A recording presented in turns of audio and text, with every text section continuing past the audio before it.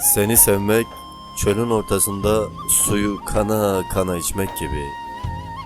Ellerimi açıp gökyüzüne, yıldızların arasında yaşamak gibi. Rüyalarımı verip gerçeğin içinde nefesini delice çekmek gibi. Ağlama bebeğim, seni ölümüne seviyorum. Ölümüne seviyorum.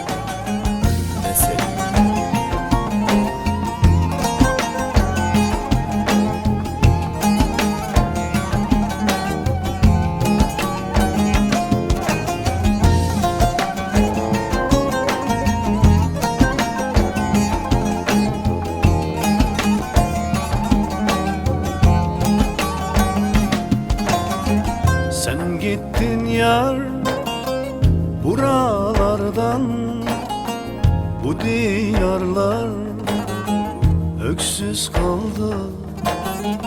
Sen gittin yar şu canımdan, her gün gülen göz ağladı.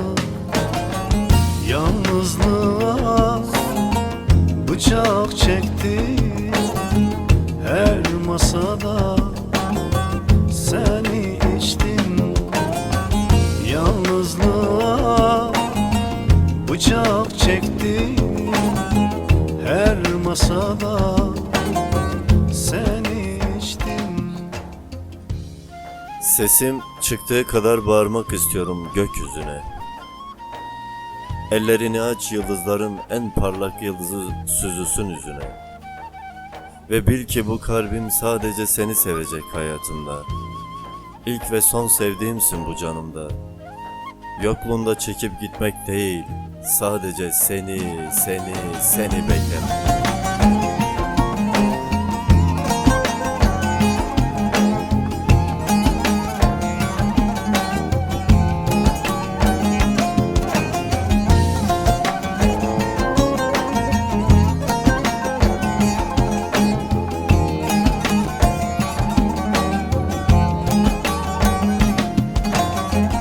Aklım sende, fikrim sende, kala kaldım düşlerinle. Aklım sende, fikrim sende, kala kaldım hayalinle.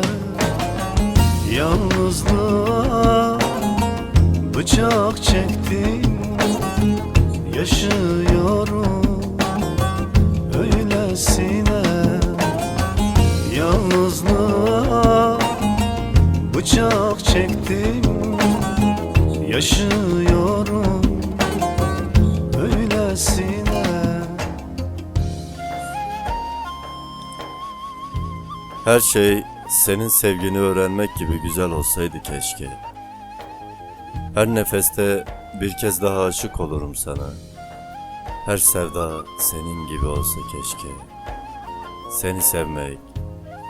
Seni sevmek tabiatı bilmektir. Tabiatı bilmek.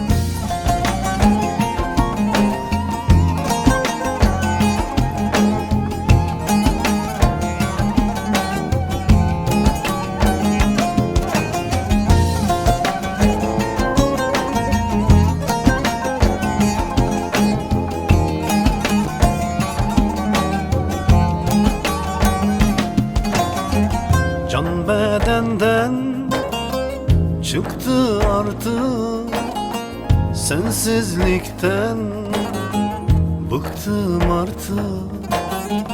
Can bedenden çıktı artık, sensizlikten bıktım artık. Sakın gelme, çok geç artık.